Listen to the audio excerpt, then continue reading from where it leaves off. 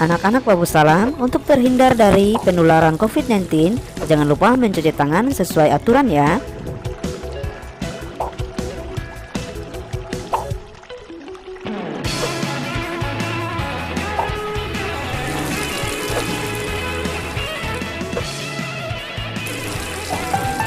Assalamualaikum warahmatullahi wabarakatuh. Selamat siang siswa-siswi kelas 8 MTS Babu Salam OSAL. Nah, hari ini kita akan belajar seni budaya dan keterampilan. Yang akan kita bahas temanya seputar seni rupa. Lebih condongnya ke seni rupa 2 dimensi ya. Nah, ini di bawah adalah contoh dari seni rupa 2 dimensi atau menggambar pada bidang datar. Nah, di bab 1 ini kita akan membahas mengenai menggambar model.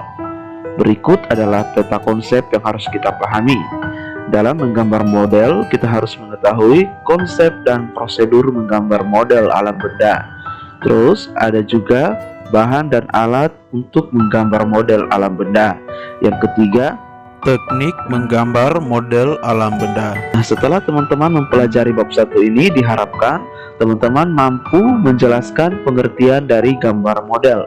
Yang kedua, mampu mengidentifikasi setiap jenis objek gambar model. Yang ketiga, mengidentifikasi karakter objek gambar model. Dan yang terakhir, menggambar model sesuai karakter objek gambar. Mari kita lanjutkan. Menggambar model merupakan salah satu teknik yang sering dilakukan oleh seorang perupa. Saat menggambar model, diperlukan ketekunan dan ketelitian agar hasil yang dicapai sesuai dengan objek yang digambar. Nah, yang namanya menggambar model harus ada contohnya, objeknya. Jadi dikasih sama dengan contohnya. Teknik ini harus memiliki ketelitian yang tinggi ya teman-teman. Nah, semua objek baik itu benda mati maupun benda hidup dapat dijadikan sebagai model. Coba kita lihat gambar di bawah ini. Lihat, ini adalah contoh dari menggambar model. Ada manusia, ada bunga, ada hewan, ada alam benda. Berikutnya kita harus mengetahui mengenai konsep dan prosedur menggambar model. Nah, menggambar model ini tidak serumit yang kita bayangkan ya. Kita bisa menggambar dengan baik apabila disiplin dan mau mengikuti tahapan demi tahapan, serta bagian demi bagian dalam menggambar model. Pernah Pak Sawal bilang, setiap kali menggambar kita harus memperhatikan letak atau jarak setiap garis, agar hasil gambar kita sesuai dengan model yang kita gambar. Paham ya? Menggambar model merupakan kegiatan yang diawali dengan menentukan objek model yang akan digambar. Nah, objek gambar model dapat berupa hewan, tumbuh-tumbuhan, manusia, dan kumpulan benda-benda yang disusun sesuai dengan komposisi, proporsi, keseimbangan, dan irama yang baik sehingga gambar memiliki satu kesatuan yang utuh. Kita akan mempelajari gambar model dengan objek alam benda yang biasa disebut dengan gambar bentuk.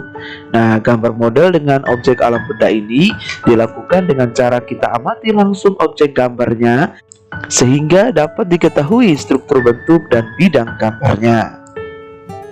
Lanjut. Objek gambar alam benda memiliki struktur bentuk dan bidang dasar yang berbeda-beda. Teman-teman tentunya masih ingat ya unsur-unsur seni rupa?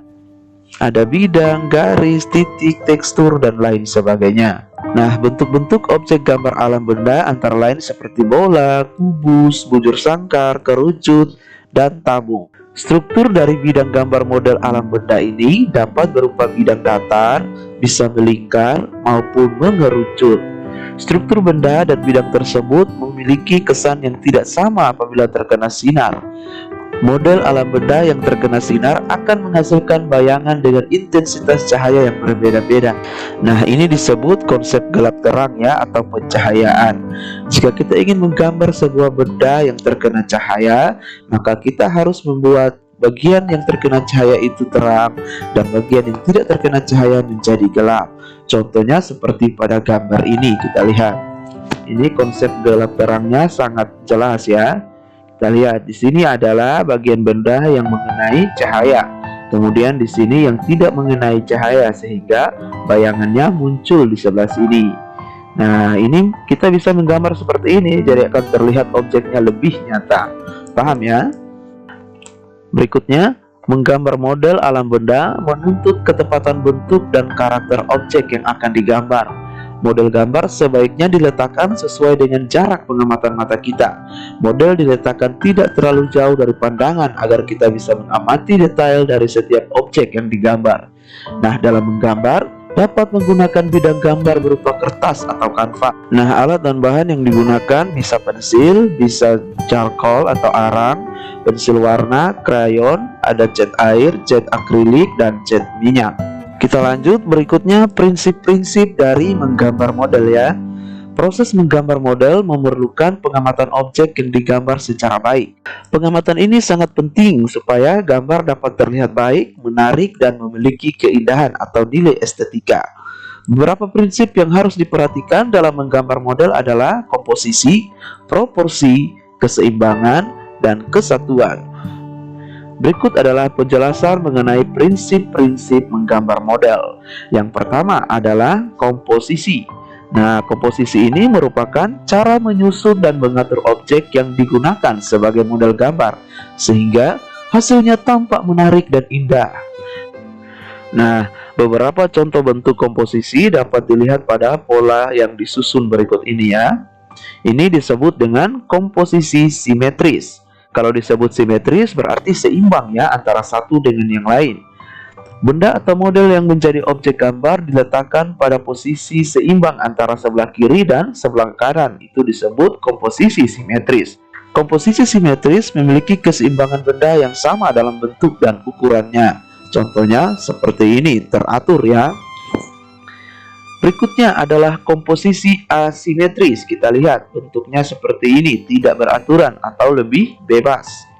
Pada posisi asimetris, benda diletakkan dalam posisi tidak sama baik dalam posisi maupun ukurannya. Namun demikian, dalam komposisi asimetris masih tetap memperhatikan proporsi keseimbangan dan kesatuan antar benda atau objek gambar. Paham ya? Walaupun asimetris, tapi tetap masih memperhatikan nilai estetikanya. Kita lanjutkan.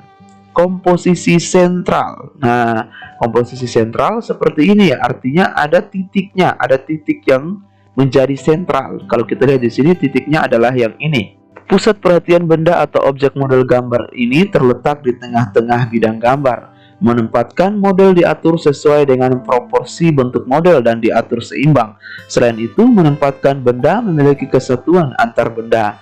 Komposisi sentral ini masih memiliki kesamaan dengan komposisi simetris ya. Yang membedakannya, pada komposisi sentral memiliki titik pusat atau titik fokus. Yang ini ya, paham? Mari kita lanjutkan. Berikutnya adalah proporsi. Nah, proporsi ini adalah perbandingan ideal dan harmonis antara bagian-bagian benda yang menjadi objek model gambar yang dapat diamati. Nah, proporsi ini bisa juga kita artikan sebagai ukurannya. Jadi ukuran ini yang akan menentukan kita menggambar objek. Sesuai dengan ukuran objeknya tidak. Misalnya kita gambar buah apel, tingginya segini. Dan yang gelas ini dia tidak sejajar dengan buah apel, agak di belakang, sehingga tingginya menjadi seperti ini. Begitu juga dengan gambar objek lainnya. Proporsi adalah ukuran dari setiap objek yang kita gambar. Nah, kalau kita memperhatikan proporsi, maka gambar kita hasilnya akan persis dengan objek yang kita gambar. Paham ya? Berikutnya adalah keseimbangan. Keseimbangan adalah keselarasan antara bidang gambar, objek gambar, dan gambar yang dihasilkan.